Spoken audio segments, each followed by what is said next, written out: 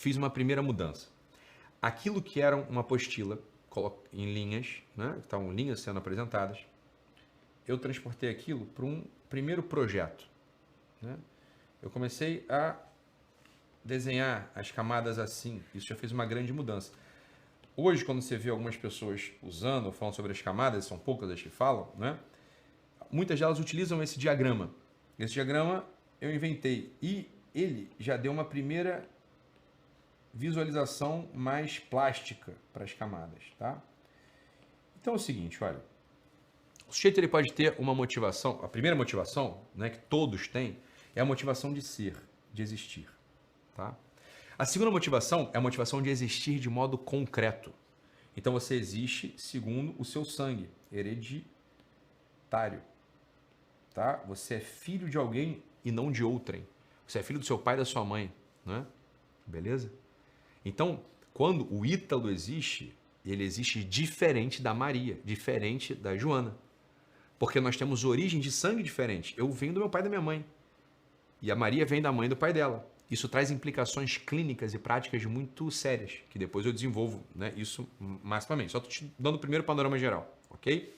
A terceira motivação é a motivação de aprender, mas não aprender, preste atenção, não aprender como a gente aprende na faculdade ou aprende no colégio, aprender coisas muito complexas. Mas olha, aprender as operações básicas do ser humano. Não é verdade que os cães se comportam de um jeito, os tatus se comportam de outro jeito e os seres humanos se comportam de outro jeito. É esse aprendizado, um aprendizado instrumental, né? Aprendizado instrumental da terceira camada.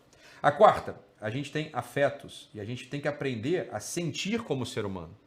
A quinta camada, a gente tem que aprender a fazer coisas, né? A gente aprende a fazer coisas do lado de fora da gente. Então, olha só. A terceira camada é um aprendizado instrumental. A quinta camada é, deixa eu ver se essas coisas que eu aprendi funcionam no mundo. Se elas trazem, né, se elas trazem algum efeito para o mundo. Então aqui é um teste de força. Isso alguns já sabem. A sexta camada é uma força útil. Então, na quinta camada é a camada dos adolescentes, por assim dizer. A sexta camada é a camada do trabalho. A sétima camada é o papel social. Essa é a motivação. Algumas pessoas, elas não têm a motivação só de ganhar dinheiro. Elas têm a motivação de servir a uma comunidade. É ou não é verdade? Por exemplo, papel social. Na oitava camada é quando você se confronta com a morte. Tá? Então, a motivação de ser alguém que faça sentido mesmo que você morra. E essa é uma camada dramática, né? A nona camada é uma camada de você se move, né? A nona motivação é a motivação de viver diante da verdade. Ok? A décima é uma camada a motivação de agir de acordo com essa verdade que você aprendeu. Então, é uma camada da moralidade. A 11ª camada é, bem, você já tem uma ação moral e agora você, por agir de modo moral, ou seja, com a verdade, diante da verdade, você começa a ter um papel histórico.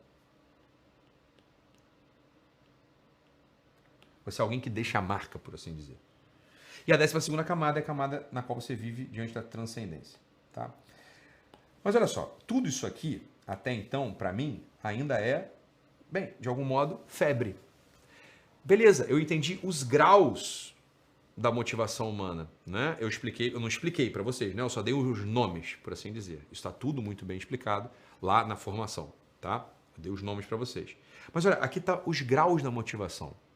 Você viu que vai desde uma motivação inconsciente, né, involuntária, que é a motivação de ser, até uma motivação, depois hereditária, depois uma motivação para aprender, uma motivação de sentir, uma motivação de testar a força, uma motivação de utilidade, uma motivação de papel social, assim por diante. Mas entende, isso são graus da motivação.